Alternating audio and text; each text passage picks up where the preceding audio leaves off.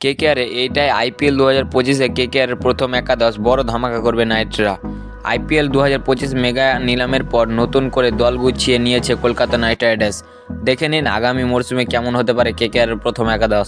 IPL 2025 mega নিলামের পর 10টি franchise নতুন করে গুছিয়ে নিয়েছে তাদের দল। সকলের নজর ছিল defending champion Kolkata night Riders কেমন দল গড়ে সেই দিকে। নিলামে সবথেকে বেশি দাম দিয়ে ভেঙ্কটেশ আইয়ারকে দলে ফিরিয়েছে কলকাতা নাইট রাইডার্স।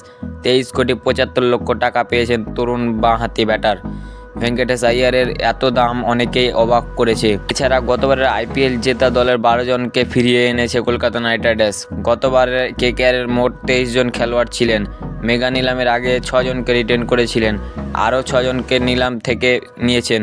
দল গঠনের পর দুটি বিষয় সবথেকে বড় হয়ে দেখা গিয়েছে কেকেআরের ম্যানেজমেন্ট ও ফ্যানদের মধ্যে। একটি হলো কে হবেন কেকেআরের নতুন অধিনায়ক ও কেমন হবে দলের প্রথম একাদশ। এখনো পর্যন্ত যা খবর, কেকেআর অধিনায়ক হওয়ার দৌড়ে সবথেকে এগিয়ে অজিঙ্ক্য রাহানে।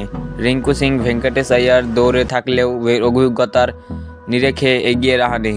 জাতীয় দলের পাশাপাশি আইপিএল দলও রাজ্য দলকেও নেতৃত্ব দিয়েছে।